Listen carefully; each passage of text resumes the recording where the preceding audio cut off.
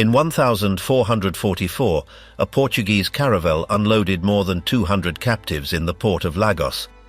They had been captured in West Africa, shipped under the orders of Henry the Navigator, and sold in Europe.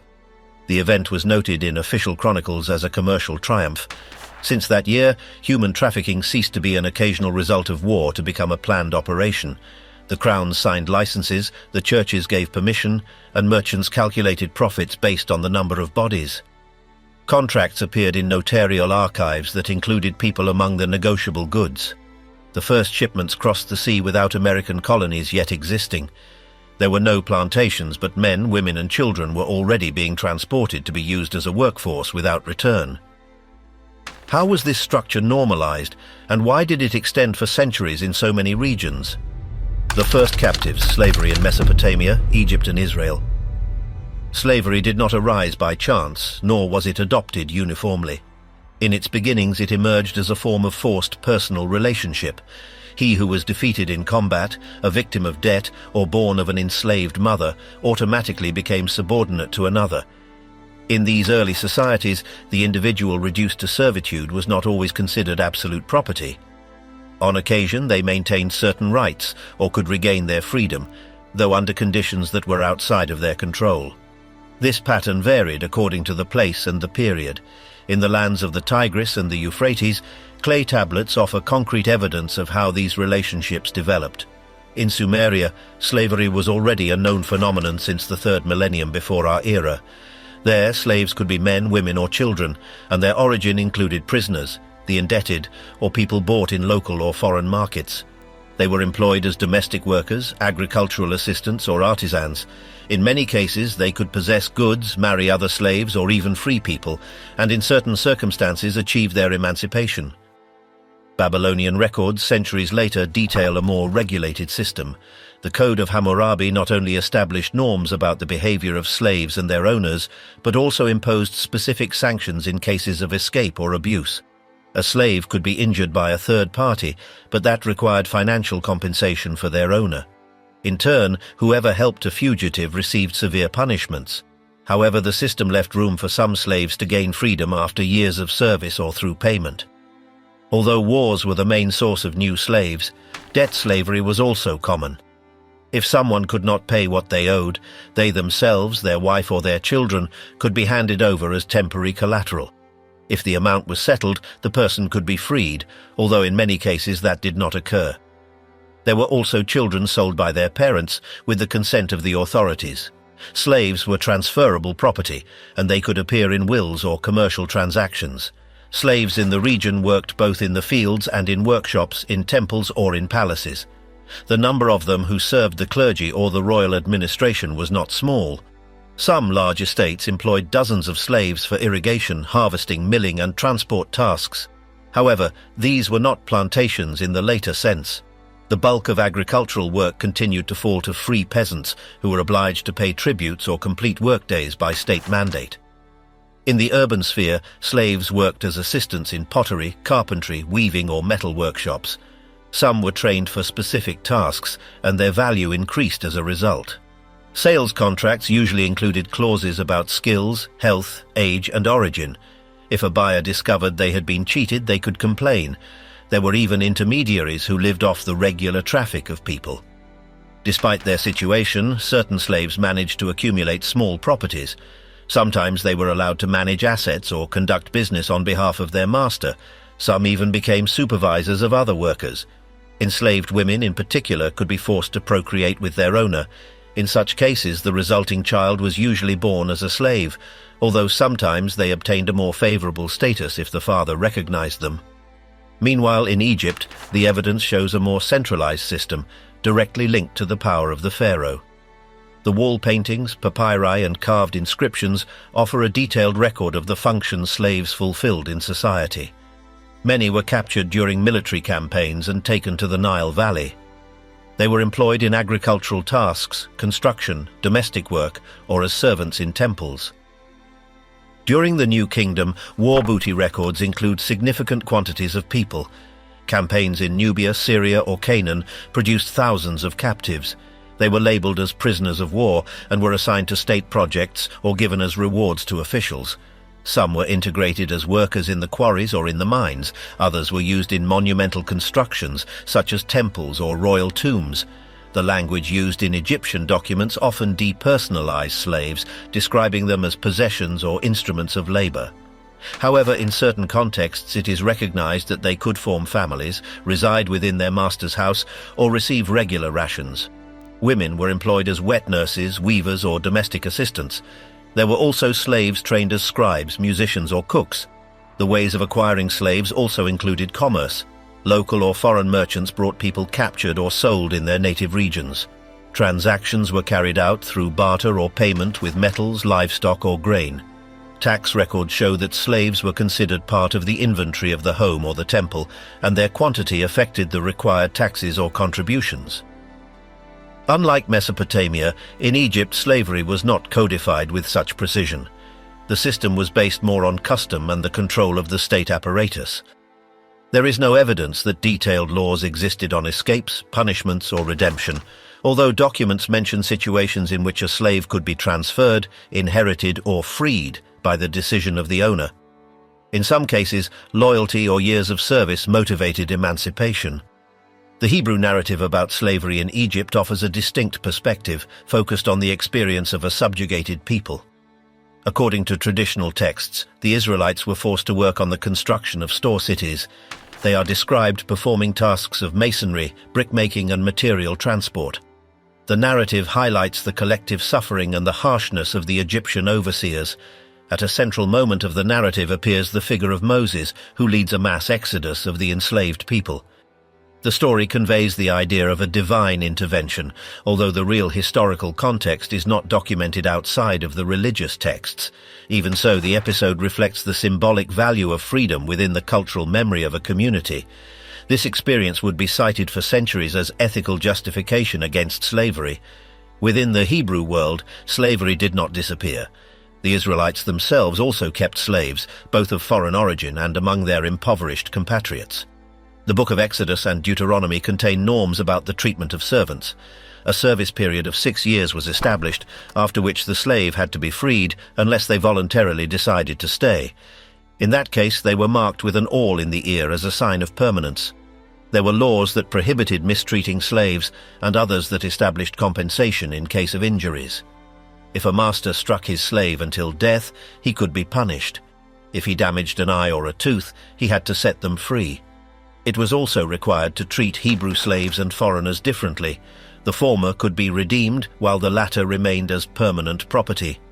Prophets occasionally denounced abuses, and some religious leaders urged respect for the dignity of all. However, the practice was not abolished. Wars, debts, and commerce continued to fuel slavery.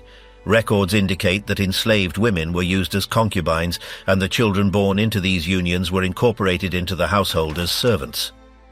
With these precedents, slavery became rooted in the social and legal structures of the Near East. The civilizations of the Fertile Crescent, the Nile Valley, and ancient Israel established the initial models of this institution, which would later be taken up by Greece and Rome with new forms of control, trade, and resistance. The Greek world under the shadow of power. In the ancient stories about Odysseus, there are plenty of references to servants who performed diverse tasks in the domestic setting. From those who lit fires, prepared baths, or carried cloaks, to those who cleaned, cooked, or entertained the diners. There were also mentions of female slaves who accompanied the king's wife, or who shared the master's bed. Even the children of slaves were born in that same environment, also being property. In these accounts, it is made clear that not all servants enjoyed trust. Some could betray their master or disrespect him, and reprisals were common. The ancient narratives show no sympathy toward them. Punishment or execution were always latent if they deviated from duty. When the Greek city-states began to establish themselves outside the Aegean Sea, the number of slaves increased in direct proportion to political and military power. The colonies that arose from Asia Minor to Sicily and southern Italy served as points of expansion to obtain slaves through armed conflicts, raids, or commerce. The more Greek dominance extended, the more prisoners of war became the labor force. Slaves fueled both agriculture and domestic needs, being distributed in homes, fields, and workshops. Their existence became a fixed component of the economic order. During the wars between rival polis or against foreign enemies, the capture of people was one of the most common ways to acquire slaves.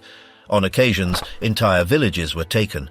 In others, strong young men or young women were selected, separating families. The captured were chained and led to markets or sold directly to the highest bidder. Many soldiers considered this part of their pay. Some prisoners were retained by the generals as personal slaves. War became an efficient way to secure labor without paying wages.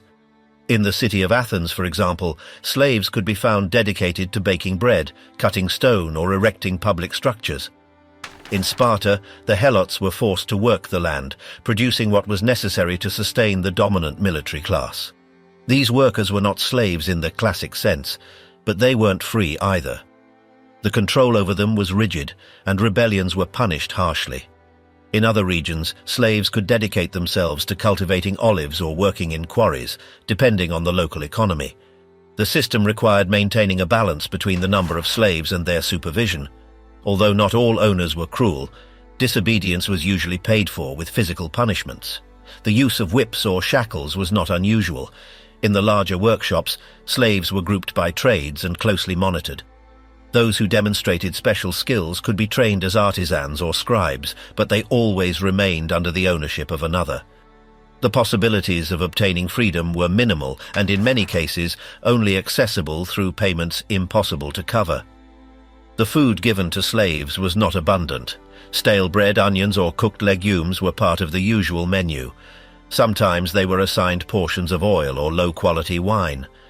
Occasionally, those who worked in urban areas could obtain scraps from markets or leftovers, but in general the diet reflected their subordinate status. Hunger and fatigue were part of the daily routine. Despite the deprivations, they were expected to fulfill their tasks with diligence. Greek thought saw no contradiction between the existence of slaves and the idea of freedom for citizens. While a limited number of men enjoyed political rights and personal autonomy, the vast majority of inhabitants lived under dependency. The philosophers recognized this disparity, although some tried to justify it. Aristotle, for example, maintained that certain people were born to obey and that therefore slavery was natural for them. This vision reinforced the prevailing social structure and legitimized the absolute control of some over others. In public speeches or in theatrical works, slaves usually appeared as secondary figures. Their voices were minimal or distorted. They were not presented as individuals with history, but as cogs in the general functioning. Despite that, their presence was constant. In the censuses, in the laws, and in everyday representations, slaves were always counted as part of the assets. Some wealthy citizens could possess tens, others even more than 100. The birth of a slave didn't change their condition. Children inherited the status of their mothers and were raised to serve from a young age. Some were trained in specific tasks, others simply performed repetitive jobs. In many cases, death by exhaustion or illness occurred before reaching adulthood. The conditions of hygiene, rest, and medical care were almost non-existent. Even so, the system was sustained by the abundance of new captures and by forced reproduction within the houses. In moments of political or military crisis, some owners granted freedom to their slaves in exchange for loyalty or armed service. However, this concession did not always imply social integration. The freedmen continued to face legal barriers, discrimination, and precariousness. Although they were no longer property, their position remained marginal. Sometimes they were assigned tasks similar to those they performed as slaves, but with less physical control. Freedom did not guarantee a dignified life. The Greek cities maintained records and laws that regulated the use of slaves. Some regulations limited punishments or established mechanisms to resolve disputes. But in general, legal protection was weak or non-existent. Slaves could not file charges, marry without permission, or own goods. Their value was measured based on their strength, health, or utility. The markets allowed for comparing prices and negotiating according to age, gender, or skill. As the demand for workers increased, merchants organized themselves into networks that connected different regions of the Mediterranean. From Thrace to Egypt, passing through Asia Minor and the islands, slaves were transported in ships or caravans marked with symbols of ownership. Some wore tattoos, others were chained by the neck. The logistics of the slave trade was complex and required collaboration between cities, intermediaries, and local authorities. The punishments could include mutilations, prolonged confinement, or harder forced labor. In certain cases, slaves were forced to denounce others under threat of torture. Distrust was permanent. Masters feared conspiracies, arson, or escapes. For this reason, some preferred not to concentrate too many slaves in the same place. They were distributed by tasks, shifts, and different spaces to avoid revolts or alliances. In the thought of some authors, slavery was not only an economic fact, but a reflection of the natural hierarchy. The logic that some were born to command and others to serve was repeated in educational, religious, and philosophical discourses. This perpetuated a system that excluded the majority from access to citizenship. Education and property were reserved privileges, and freedom was only recognized for a few. Wars, commerce, and ideology sustained slavery as a central part of Greek life. From childhood to old age, thousands of people lived in subjugation in the name of order, economy, and tradition.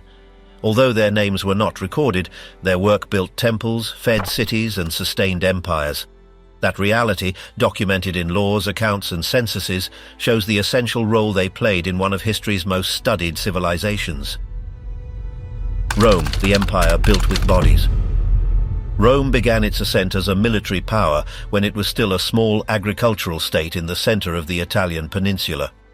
As its conquests expanded, so did the number of prisoners who fell under its control, transformed into a workforce without rights. Slavery became one of the pillars of its political and economic growth. At first, the Romans used to integrate slaves into domestic tasks, but they soon used them in fields, mines, workshops, fleets, and even in public spectacles. The war conflicts with neighboring peoples, such as the Etruscans or the Sabines, marked the beginning of a policy that converted the defeated into state or private property. The generals distributed the captives among the soldiers as part of the spoils, and the surplus was sold on the market. Prices were determined by age, strength, and specific skills. In many battles, the promise of obtaining slaves motivated the combatants as much as military victory. In that logic, a system was consolidated in which war and human commerce advanced together. At various times in its history, Roman authorities promoted the purchase of slaves captured beyond its borders. Looting and military expeditions allowed for obtaining large quantities of individuals who were then transported across the Mediterranean. The city of Delos became one of the main ports for the slave trade, where it was common for thousands of people per day to be unloaded, organized, and sold in record time. Documented figures indicate that some merchants managed to disembark and negotiate up to 10,000 slaves in a single day. With the increase in demand, acts of piracy also became a habitual resource. Armed vessels kidnapped coastal inhabitants and offered them in auctions controlled by established networks in Minor Asia, Crete, or the African coast. Reports about the growth of these operations did not stop their development. Many Roman citizens not only tolerated but discreetly financed these attacks because they supplied the internal market with cheap labor. For several senators and aristocrats, the pirates were useful providers. In the capital of the empire, the most successful merchants administered specialized stores and displayed the slaves as if they were merchandise. Buyers toured the stalls while sellers reported the age, origin, skills, and physical condition of each person for sale. Some were offered as suitable for domestic tasks, others for working in the field or in mines, and some were promoted as educators or musicians. The treatment was closer to a cattle auction than a human exchange. Children and adolescents usually had higher prices if they showed obedience or particular skills. Within Rome and its provinces, slaves were distributed according to production needs. Many were sent to pottery, blacksmith, or textile manufacturing workshops. Others were transferred to gold, salt, or copper mines where conditions were deadly. They were chained to work groups, assigned extensive shifts underground, and restricted access to food or water outside the imposed hours. Those who showed signs of exhaustion or disease were replaced without further ado. Accidents or deaths did not generate legal liability for the owner. Agriculture was also sustained based on slave labor. The large rural properties, known as latifundia, concentrated hundreds of workers captured in war campaigns. They were assigned areas for planting, pruning, harvesting, or ploughing, and lived in basic structures under constant surveillance. Their schedules were marked by sunlight, and punishment for non-compliance was applied with whips, chains, or food deprivation. In areas where military vigilance was scarce, owners hired armed guards to maintain control. A specific fraction of the slaves was used as entertainment. In the circuses and colosseums, many were forced to face each other or against wild animals. The combats were organized by entrepreneurs who bought gladiators in private schools or directly from the merchants. Some slaves acquired a certain fame if they survived multiple confrontations, but they remained under the ownership of others. Death in the arena was seen as part of the spectacle, and the bodies were removed without ceremony. The presence of these combats was habitual in the public festivities organized by the emperors. The records on the daily life of slaves in Rome reflect that there was no single experience. Some, especially those who worked within wealthy homes, could access hot food, clean clothes, and stable routines. Others were used as assistants, cooks, or helpers for the owner's children. On occasion, these slaves were instructed in reading, calculation, or music if it benefited the master. However, this situation represented a minority. The majority lived in overcrowded conditions, ate leftovers, and were subjected to a routine without rest. There was a legal process to obtain freedom, although it was not accessible to everyone. Manumission could be granted by the owner's decision, by buying freedom with accumulated savings, or by acts of service considered valuable. Freed slaves, known as freedmen, could obtain limited citizenship and work as artisans, merchants, or even minor officials. Even so, many maintained a relationship of dependence with their former master, who retained certain rights over them and their descendants. In some cases, enriched freedmen acquired slaves of their own. In different regions of Sicily, rebellions led by thousands of slaves who escaped from their owners were documented.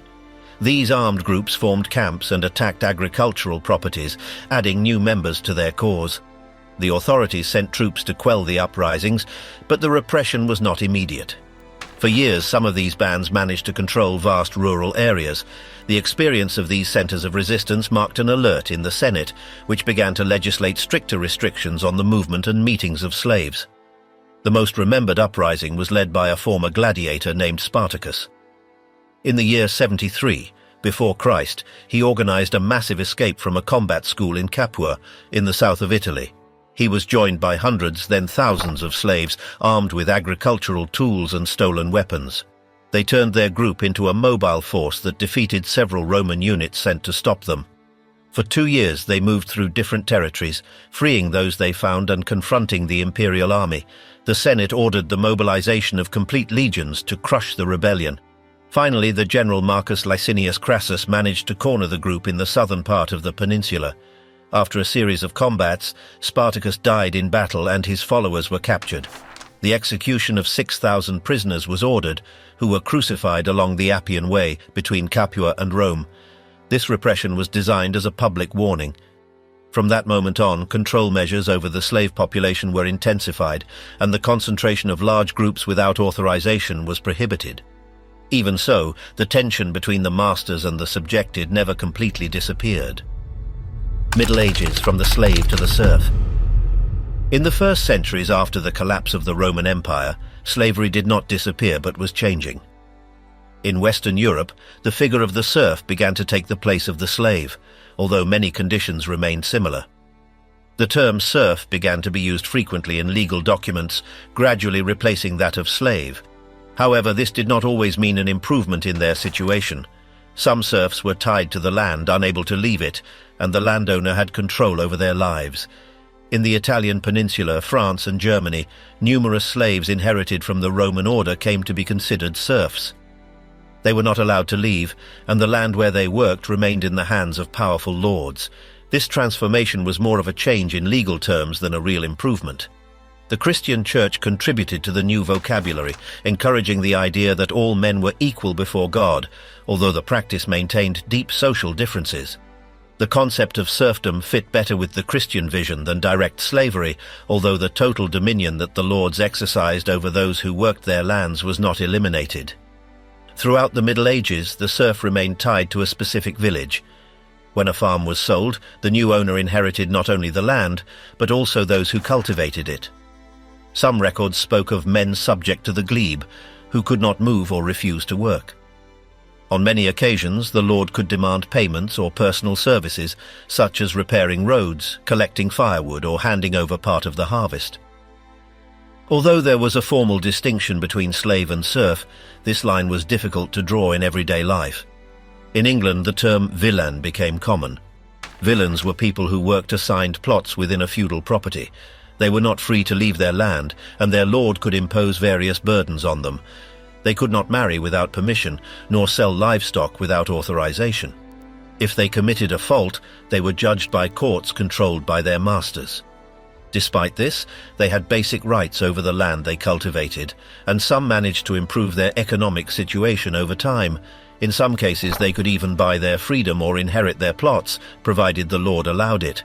In Scandinavia, the figure of the thrall represented those living under domestic or rural slavery. Thralls were considered property and could be sold or given away. In the laws of the Nordic kingdoms, prices were established for their sale, punishments for those who helped a thrall escape, and procedures for freeing one. The sagas mention cases where these individuals were buried with their masters or sacrificed in rituals. In some households, the female slave was used as a maid, wet nurse, or concubine, and her children inherited the status of slaves. With the conversion to Christianity, Scandinavian laws began to limit certain abuses, although slavery persisted for centuries. In southern Europe, the slave trade did not cease during the Middle Ages.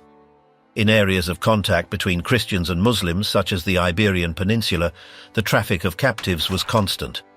Military expeditions frequently ended with the capture of men, women, and children who were sold in local markets or sent to other regions. In Italian cities such as Venice and Genoa, the slave business remained profitable.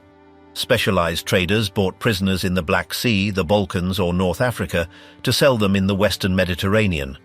Notarial records from Barcelona, Marseille, or Palermo show sales of people from regions as diverse as Russia, Syria, or Ethiopia. Some contracts included specific clauses about the slave's use, maintenance, or punishments in case of escape. Slaves could be Greek Orthodox, Muslim, Jewish, or Latin Christians. Religious differences did not prevent their sale or exploitation. In many cases, female slaves were employed in domestic tasks, while males were sent to galleys, mines, or workshops. Conditions were harsh, and punishments for disobedience were documented with precision. In Byzantium, the inheritance of slave practices from the Roman world remained alive. The imperial administration continued to use slaves in public offices, arsenals, and public works. Monasteries also owned slaves who worked on their lands or in their kitchens. Some emperors issued laws to regulate the treatment of them, but forced servitude continued to exist. In Constantinople, markets offered slaves imported from Crimea, Anatolia, and the Caucasus. The Byzantine Church did not condemn slavery, although it asked for charity towards those who suffered it. In the Muslim world, medieval slavery had its own characteristics. The legal texts of Islam accepted its existence and established rules for its treatment. It was allowed to acquire slaves as spoils of war, by birth, or by trade. In return, the master had to feed them, clothe them, and treat them justly. Some caliphs promoted voluntary liberation as a pious act. In cities like Cairo, Baghdad, or Cordoba, active markets could be found where men and women of different origins were sold. Many slaves were used as soldiers, musicians, or servants in palaces. Female slaves were common in harems and aristocratic homes. In Morocco, Tunisia, and other regions of North Africa, slaves captured during raids or bought in sub-Saharan markets were taken to urban centers to be sold. Some were used as agricultural laborers, others as guards, porters, or personal servants. The trans-Saharan trade transported captives from the Sahel regions to the Mediterranean coasts. In caravans crossing the desert, hundreds of men, women, and children were led on foot for weeks. Many died on the journey. Those who survived were distributed in the cities, where buyers negotiated with specialized intermediaries. Meanwhile, in Western Europe, the Christian Church was establishing rules about the redemption of slaves. The faithful were encouraged to free captives as a sign of repentance. Some bishops intervened in sales, organized rescues, or defended abused slaves. However, the system was not proposed to be eliminated entirely. Canonical legislation recognized slavery as an existing fact and allowed monasteries or cathedrals to own slaves, provided certain requirements were met. Some documents show clerics who donated slaves in their wills or used them as service personnel. In border areas such as southern Italy or the Iberian Peninsula, wars between Christians and Muslims generated a constant flow of captives. Christian military orders, such as the Hospitallers or the Templars, actively participated in this trade. They captured prisoners, kept them in fortresses, and then sold or exchanged them. Some cities created institutions to redeem Christian captives in Muslim lands, raising funds and negotiating their release. At the same time, Muslim slaves were kept in Christian regions as part of the spoils. These prisoners were employed in forced labor or locked in prisons until their ransom. With the passage of centuries, the figure of the European serf began to acquire certain legal protections. Some kings issued decrees limiting the abuses of the lords. In France, England, and the Holy Roman Empire, laws were enacted that required evidence to punish a serf or to confiscate his land. Although serfdom did not disappear, minimum conditions of justice were being established. The economy also began to change. The growth of cities, the increase in trade, and the appearance of new trades offered some serfs the opportunity to earn money, pay for their freedom, or establish themselves as urban citizens. Towards the end of the Middle Ages, peasant revolts reflected the unrest accumulated over centuries. In England, the rebellion of 1381 evidenced the rejection of taxes, compulsory labour, and manorial control. Similar riots occurred in other regions of Europe. Although many of these revolts were suppressed, they marked a change in the relationship between lords and rural workers. The feudal model began to wear down, and the old figure of the slave was relegated to marginal areas of the continent. Serfdom also did not disappear immediately, but entered a stage of slow transformation. From coastal Africa to the New World, capture and ocean crossing. The arrival of foreign ships surprised the populations of the Gulf of Guinea. Some inhabitants thought they were spirits descended from heaven, seeing white men with long beards and clothes never before seen. On board came metal objects and shining fabrics. The locals, bewildered, offered products of the land, such as oil, bananas, or fish, in exchange for the objects they were shown. In time, the exchanges expanded, and it was not long before they included people. Accounts from Portuguese chroniclers include testimonies of Africans who were captured through deceit or violence. Some tribal chiefs, seeing value in the European gifts, began to hand over slaves in exchange for weapons, alcohol, horses, or trinkets. In several cases, they handed over prisoners from internal wars or individuals convicted of crimes. The coasts of what is today Ghana and Nigeria became regular points of contact.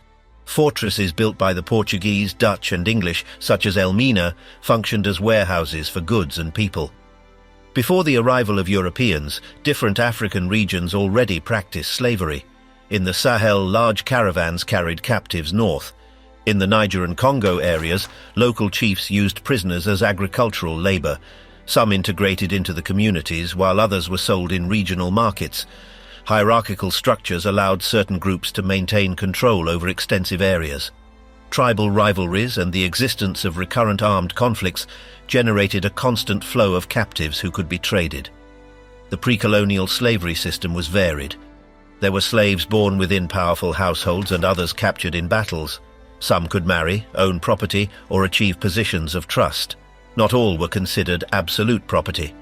However, with the arrival of Europeans, that dynamic changed. The growing interest in obtaining human beings in exchange for foreign products altered the traditional balance. Wars between tribes intensified to capture more prisoners. Internal slavery was transforming into a transcontinental trade. Portuguese navigators, who initially skirted the African continent to reach Asia, discovered that there was more immediate benefit in establishing coastal bases. In the middle of the 15th century, the Cape Verde Islands served as a collection and re-export point for slaves to Europe. Later, with the colonization of the New World, the traffic expanded. The Spanish used indigenous people as a labor force, but the high mortality of the natives forced them to seek labor in Africa. Thus began the consolidation of the triangular trade between Europe, Africa, and America. English, French, and Dutch ships joined this activity. Each expedition carried weapons, tools, or liquors that were exchanged for people. Then the prisoners were embarked in extreme conditions. The journey from Africa to the Caribbean or Brazil lasted weeks or months. Accounts from sailors and survivors describe endless rows of chained bodies with no space to move. The suffocating heat, lack of hygiene, and scarcity of water caused diseases. Mortality rates were high. Some captains preferred to throw corpses into the sea rather than arrive with decimated cargo. During the crossing of the Atlantic, women were separated from the men. They were often victims of abuse by the crew. The largest ships could transport up to 600 people. The weight of each body was calculated exactly to maximize the available space. The confinement below deck, the lack of mobility, and the imposed physical conditions nullified any possibility of an organized response. Despite this, there are scattered testimonies about attempts at resistance, quickly neutralized by the crew. The so-called Middle Passage was a traumatic experience for millions. The human cargo was treated as simple merchandise. In commercial records, each slave had a value according to their age, physical strength, or apparent health. The youngest were preferred, but adults with defined muscles fetched a better price. Losses due to deaths were assumed as part of the business risk. European insurers calculated premiums based on these parameters. Some specialized companies offered specific coverage for slave cargo. On land, the survivors were sold in public auctions. In ports like Charleston, Havana, Cartagena, or Salvador de Bahia, buyers inspected the bodies meticulously. Teeth, scars, and nails were checked, and prisoners were forced to walk naked to evaluate their resistance. Families were often separated. Those who did not find an immediate buyer were confined in unsanitary warehouses until someone offered an acceptable amount. European nations established companies that controlled part of the traffic. England created the Royal African Company in 1672. Portugal and France also promoted similar entities. Some received monopolies authorized by their governments. The American colonies depended on that constant flow of people to sustain the sugar, coffee, tobacco, or cotton plantations. The system generated massive profits for investors in London, Nantes, Amsterdam, or Lisbon. Over 3 centuries, it is estimated that more than 11 million Africans were transported to America. The figures vary according to the records, but historians agree that the volume was immense. The regions of greatest extraction were the Gulf of Benin, Angola, and Senegal. Each ethnic group had specific names in the shipping documents. Some communities disappeared due to constant raids. The demographic consequences on the African continent were profound. On the opposite side of the Atlantic, the effects were also lasting. Afro-descendant populations shaped the culture of the Americas. Languages, religions, and forms of resistance emerged in response to slavery. But the darkest chapter remained the sea voyage. The Middle Passage was etched as one of the most brutal episodes in human history. The preserved testimonies, both from Europeans and Africans, agree in describing an extreme suffering that was repeated generation after generation. Slave America, rich Europe. In the early days of colonization, Europeans needed a constant labor force to extract wealth from the new territories. The crops demanded hands that could withstand long working days, and it soon became clear that the local population would not cover that demand. The first plantations needed workers who could be controlled and forced to produce regularly. Although some settlers tried to use service contracts, the most profitable solution ended up being direct slavery. In different regions of the continent, indigenous populations were captured to cover the labor needs. Despite the existence of royal agreements that prohibited mistreatment, in practice the colonists appropriated human beings through systems such as the encomienda. In this model, natives were forced to work under the argument that they were being offered protection and evangelization. Instead of wages, they received punishments if they failed to comply. When the numbers of indigenous people fell due to disease and violence, a new source of slaves was sought in Africa. The Caribbean islands were transformed into key areas of the business. Places like Barbados or Jamaica functioned as platforms from where the final product was distributed towards Europe. There, sugarcane was cultivated in enormous extensions, and the refineries worked without rest. In each cycle, the profits increased. The investments in slaves were justified by the speed with which they returned the capital. The number of shipments grew rapidly, and the merchants expanded their networks in Africa to guarantee a continuous provision. The massive production of sugar was complemented by derivatives such as rum. This liquor, obtained from the remains of the process, became another lucrative element. Rum was sold in the colonies, but it was also sent to Europe or used as currency to obtain more slaves. In the ports, the barrels accumulated next to chains, shackles, and objects for human control. The trade was designed to spin without interruptions. In parallel, military conflicts in Europe and America created new opportunities to expand slavery. Wars offered excuses to loot, take prisoners, and increase the sales of human beings. In many cases, the battles were financed with resources proceeding from the traffic. When the empires needed more weapons or soldiers, they resorted to this system that guaranteed them fast funds. The ships with slaves departed from Africa, arrived in America with human cargo, and returned to Europe loaded with colonial products. Africa played an active role in this exchange. Kings, merchants, and local leaders participated in the business. Alliances were established between African authorities and Europeans to capture and transfer people. On many occasions, weapons or goods were offered in exchange for slaves. The regions near the ports were constantly attacked to supply the market. The network expanded to cover tens of interior routes. During the colonial expansion, this triangular model was maintained for centuries. While Europe industrialized its economy, America became a space of forced extraction. African slaves not only cultivated sugar, but also fueled the production of cotton, tobacco, indigo, and other crops that were demanded abroad. Each region of the continent specialized in a type of export according to the climate, soils, and logistics. In the south of the United States, cotton was gaining prominence. This crop required less immediate processing than cane, but a lot of labor. The invention of machines like the cotton gin accelerated the demand for slaves. Entire plantations were raised with the objective of producing for export.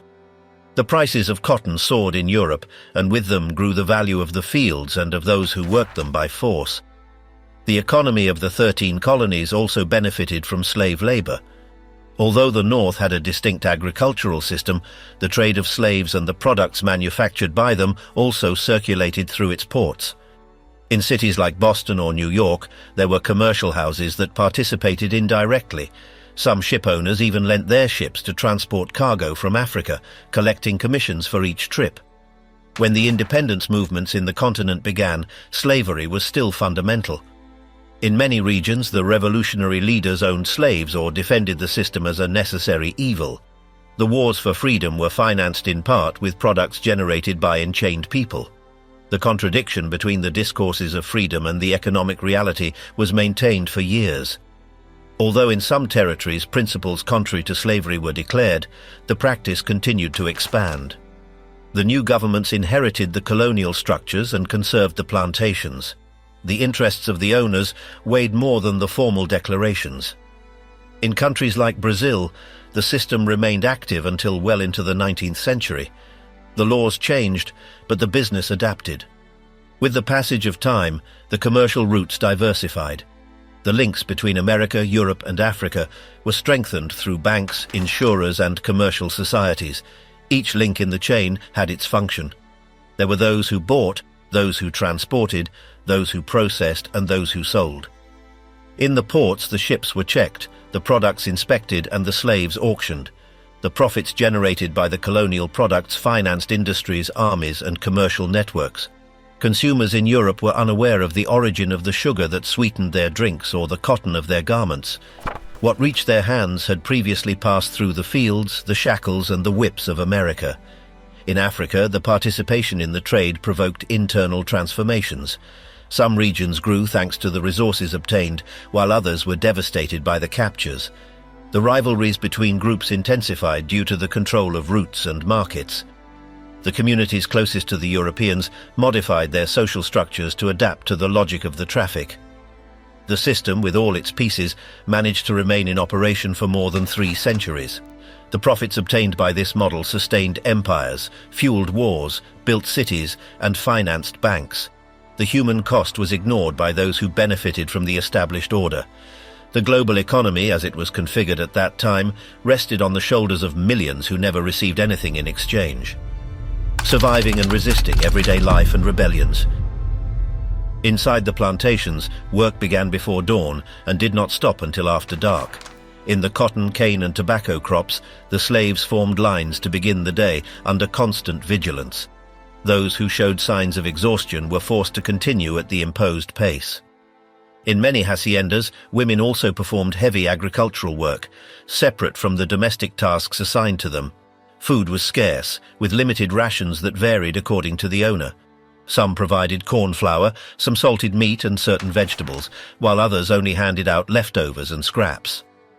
The accommodation consisted of rudimentary huts without furniture, often shared by several people.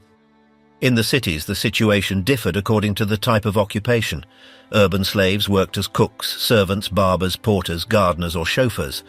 Some were even leased by their masters to perform specific trades, such as tailors or carpenters, with the obligation to hand over a percentage of their income. This practice was common in places like Rio de Janeiro or New Orleans. Mobility in urban environments allowed at times greater interaction between slaves and free people, which generated new forms of organization and resistance. The legal framework supported this human commerce. Slave laws permitted corporal punishment, confinement, and execution without the need for a formal trial. In many British colonies, the owner had the power to apply whippings for disobedience, and some codes even authorized mutilation. In Virginia, a law from 1669 exempted masters from criminal responsibility if a slave died during a punishment. The fear of reprisals prevented many from trying to escape, although some did despite the risk. Escape routes multiplied over time. In the United States, the so-called Lifeline or Underground Railroad helped thousands reach free zones.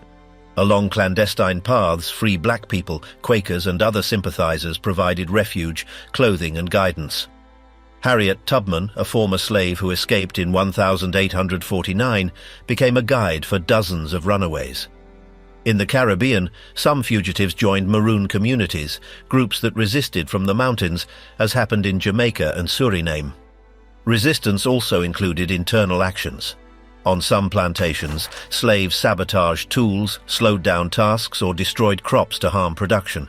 Some feigned illnesses, others intentionally spilled products or altered the rhythm of work in a group. These forms of passive struggle coexisted with open rebellions, such as the one led by Gabriel in Virginia in 1800, or that of Nat Turner in 1831, which left dozens dead. In the Caribbean, the Haitian uprising in 1791 transformed into war, with the figure of Toussaint Louverture at the forefront. The claims for freedom gained strength on different fronts. In England, the abolitionist movement gathered signatures, published pamphlets, and pressured Parliament. Thomas Clarkson and William Wilberforce headed public campaigns, while figures like Olaudah Equiano recounted their experiences to raise public awareness. In 1807, the slave trade was prohibited in the British Empire. In Latin America, Simon Bolivar issued decrees to free slaves who joined his troops. In the United States, the debate intensified in the first half of the 19th century. The Emancipation Proclamation of 1863, signed by Abraham Lincoln, freed the slaves in the Confederate States. Each region had a distinct process. Denmark was the first European country to declare the slave trade illegal in 1792, although its application was delayed. In France, the Revolution of 1789 generated promises that were later revoked by Napoleon, until slavery was definitively abolished in 1848. Brazil, the last country in America to eradicate it, did not do so until 1888. Freedom, however, did not imply immediate equality. Many freed people were left without land or legal protection. In some cases, the old plantations continued to employ the former slaves under precarious systems. Although the system changed, the living conditions did not do so automatically.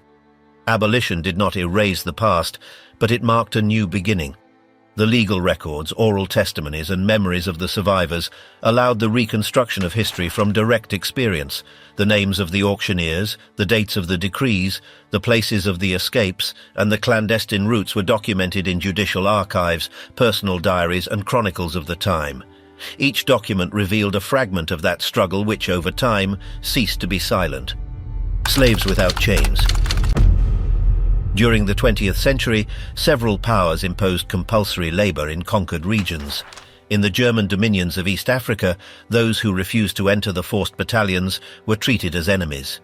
The British used workers from India in war campaigns and demanded manual transport of weapons by Africans. France, for its part, transferred thousands of workers from its colonies to labor in North Africa without wages or the option to return. In Angola, under Portuguese control, thousands of men were sent to the plantations without any retribution. In all these colonial territories, the European powers openly declared that mandatory work was exercised due to economic and administrative necessities. On many occasions, international laws that protected the worker were ignored under military or bureaucratic justifications. In East Asia, the Japanese imposed a form of slavery with its own characteristics. After the occupation of Korea, the Japanese authorities introduced measures that forced a large part of the population to serve in the army or in factories. During the Second World War, thousands of workers were forcibly transferred to the Japanese colonies, including Malaysia, Burma, Thailand, and Indonesia. These laborers, poorly fed and subjected to brutal conditions, were sent to build roads, railways, or fortifications. In Thailand and Burma, the 415 kilometers railway was built in just 16 months by more than 60,000 Allied prisoners and tens of thousands of recruited Asians. More than half did not survive. This pattern of forced recruitment, disguised as labor mobilization, extended until the end of the conflict. Korea, under Japanese occupation, also suffered the mobilization of young women to military brothels. Many of them were forced to serve soldiers as comfort women.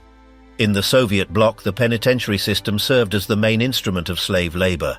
In the Soviet Union, from the first years after the revolution, detention camps were established where prisoners were sent to mines, roadworks, dams, and railway lines. Starting in 1930, the centralized administration of this system was handed over to the NKVD, the Commissariat of the Interior. The camp system, known as the Gulag, housed millions of people throughout the Soviet territory. The conditions were extremely harsh.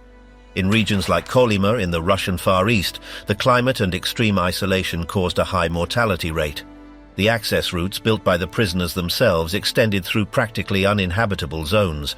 Wood, gold, and other resources extracted by the internees were vital for the Soviet economy. Production quotas were imposed through punishment. Whoever did not reach the required figure received less food, was physically punished, or sent to harder tasks. In the years of Stalin, the number of people subjected to this regime multiplied by millions. After his death, the system was not completely dismantled. Although it was reduced in scale, it continued to exist in different forms until the end of the Soviet Union. Already in the 21st century, the traditional forms of slavery were replaced by distinct mechanisms, although with similar effects. In various regions of the world, labor exploitation, human trafficking, and debt bondage have kept millions of people under conditions of coercion. One of the most widespread examples is child labor. In low-income countries, millions of boys and girls are forced to work from early ages, frequently in dangerous conditions. In West Africa, miners work in cocoa plantations.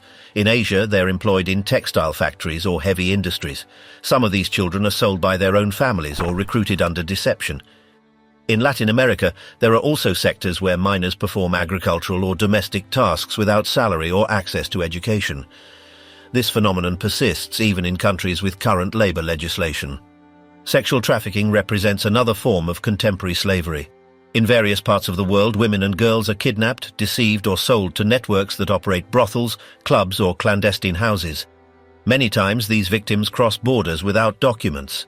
In some cases, they are transferred from rural areas to large cities, where their passports are withheld and they are prevented from leaving.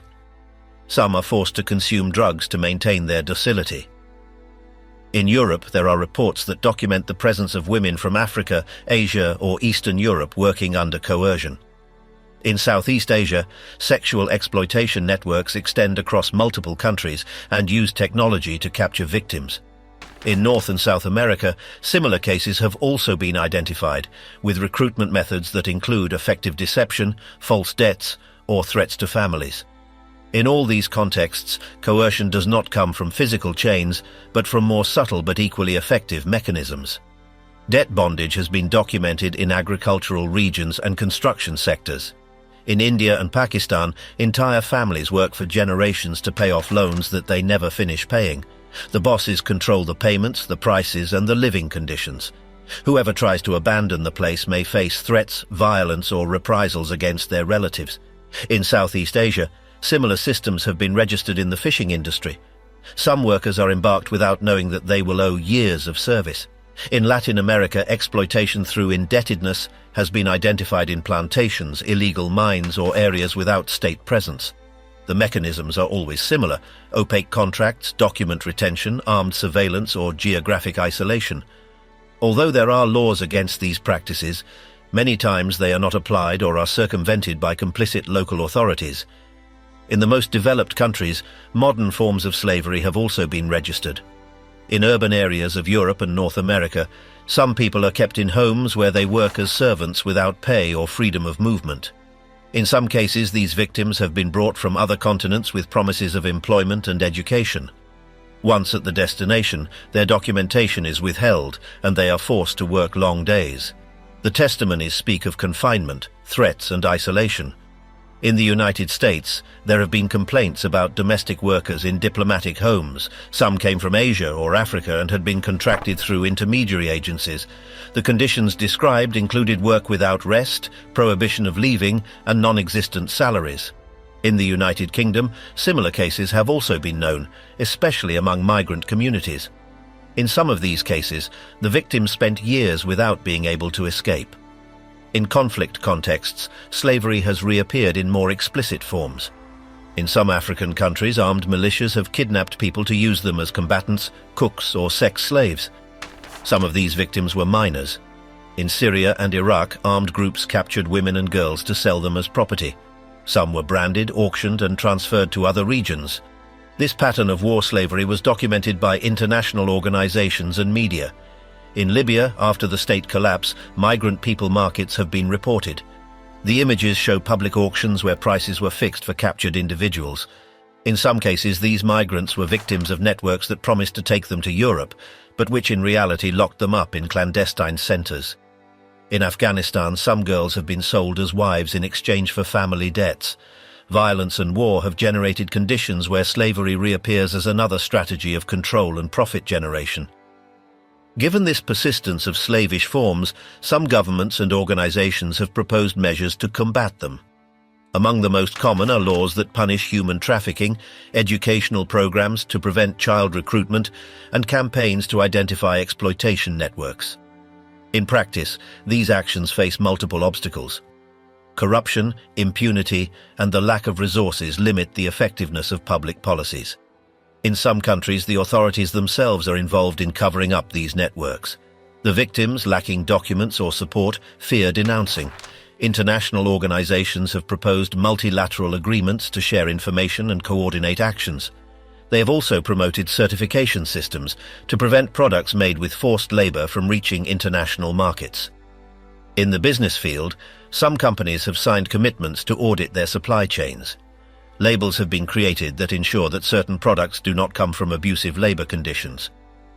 However, the real verification of these chains remains difficult. In some cases, suppliers hide the real conditions or subcontract to third parties. Consumers have also been called upon to inform themselves and avoid supporting brands linked to modern slavery.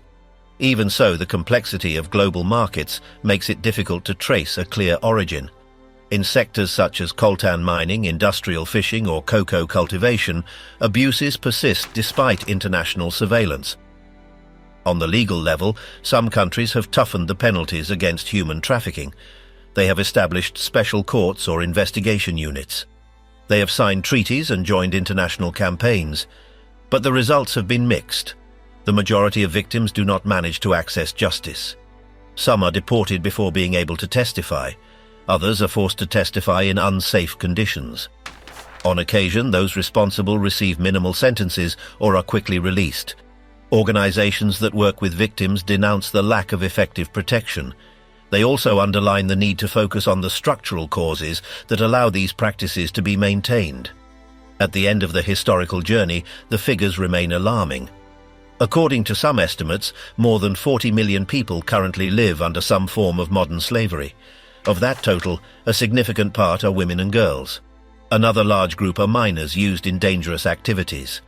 Although the forms have changed, the basic situation persists. People subjected against their will to generate profits for others. Slavery no longer depends on visible whips or shackles. It now operates through fraudulent contracts, economic coercion, isolation, or psychological violence. The fight against this reality requires coordinated actions, political will, and real support mechanisms for the victims.